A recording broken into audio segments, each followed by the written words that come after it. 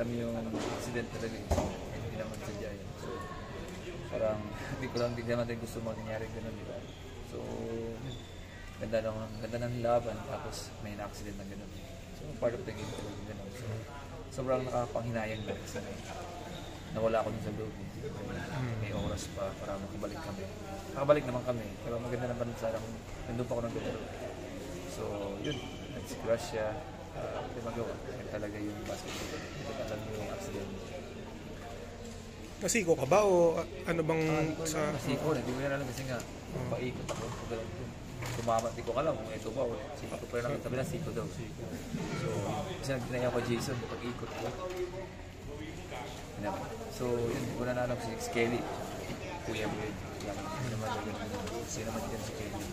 So, scratch lang talaga. Wala talaga nangyayari. Accident talaga. Dumugo na. Daming dugo kanina. Mabuti nga, one thing nga. Nag-stop yung dugo. Kasi sabi nila, nawabi ka po. So, yung iba kasi kung pinakadugo, kaya nag-ER. ER. So, buti na lang nag-stop. So, parang hindi lang ako makahinga. Kasi parang barado siya. Yung part na saan yung mag-up. Kailangan mo check up bukas, so x-ray, so pang surgery, kung naman yung decision ng doktor. Kung maglalaro ako, kailangan magmamas lang ako, tapos follow-up na lang yung paggalaw ng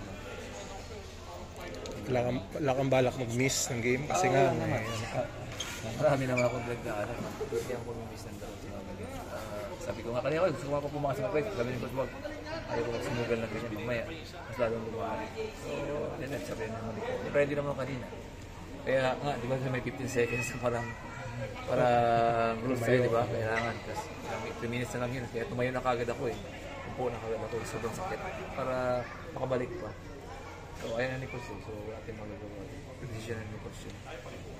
Kuya Mark, naglaro ka na ba before na nakamask? Wala, yun nga yun. Marami nag-struggle sa mask eh. Kaya tingnan natin ano mangyari. So, sabi ko nga sa mga kasama ko, dali na yung mask bukas yung mga natinamaan sa ilong.